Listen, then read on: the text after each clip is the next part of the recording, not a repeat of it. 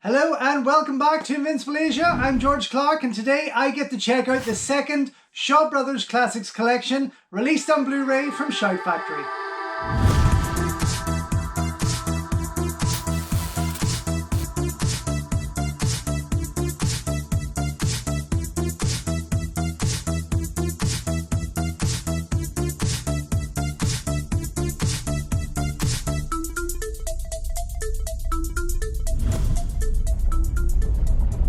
Don't forget folks, before we go any further, if you haven't already, please subscribe to the channel, like the video, ring the bell and all that jibber jabber, and thank you very much for supporting Invincible Asia. So continuing on my breakdown of the Shout Factory Shaw Brothers Classics Volume 2, I'm on to the final disc and two movies that I already have on Blu-ray from 88 Films, but I was very happy to see them added here to this box set because they are genuine classics of the era. They are the Flying Guillotine and the Dragon Missile, which is somewhat of a sequel, I suppose. The Flying Guillotine had quite a number of sequels, let's be honest, but the Dragon Missile is really very, very enjoyable, and so I'm glad that they did include it here. 1975, the Flying Guillotine came out. It instantly became pretty much a genuine kung fu classic, and it looks amazing in this HD print. Pretty much in line with 88 Films. You're not going to see too much difference really to the untrained eye. I tried to compare them.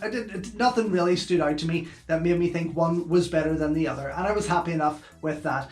Directed by Ho Meng-hwa, who of course also did the Dragon Missile, followed by this, as well as Lady of Steel, which is also in this set, and Killer Darts and the Jade Raksha from the first release, box set release from Shout Factory. Then James Mudge also turns up with another fun and informative audio commentary, as does the pairing of Chris Pajali and Brian Bankson, who make for a great listen on theirs. Both audio commentaries are really well worth checking out. So I watched The Flying Guillotine 3 times, just once in its original language option, and then the 2 audio commentaries.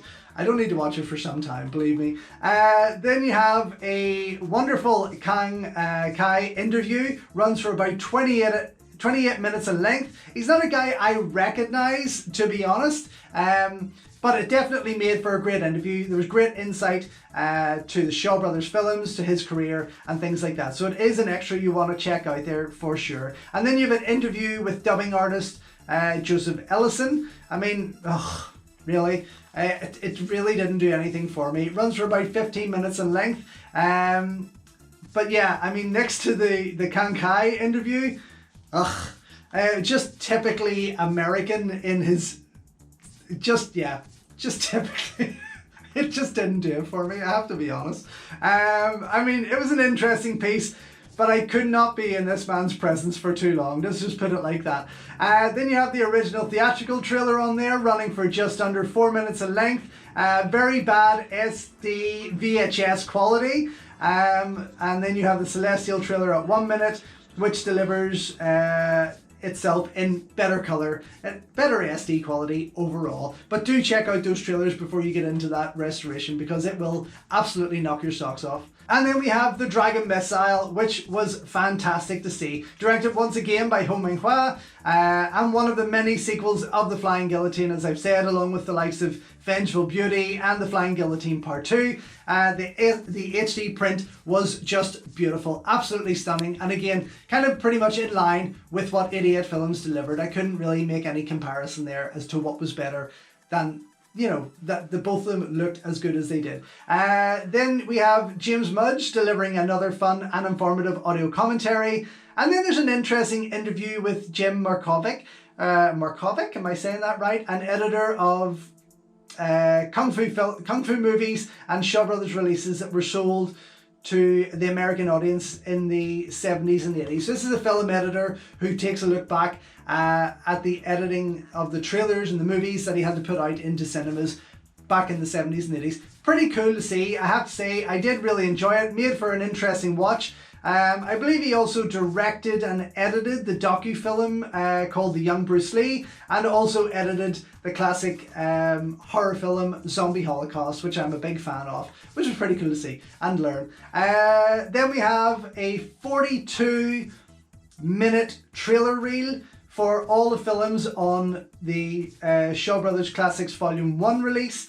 as well as the Brave Archer collection, which were all fantastic to see. 42 minutes of sitting through trailers.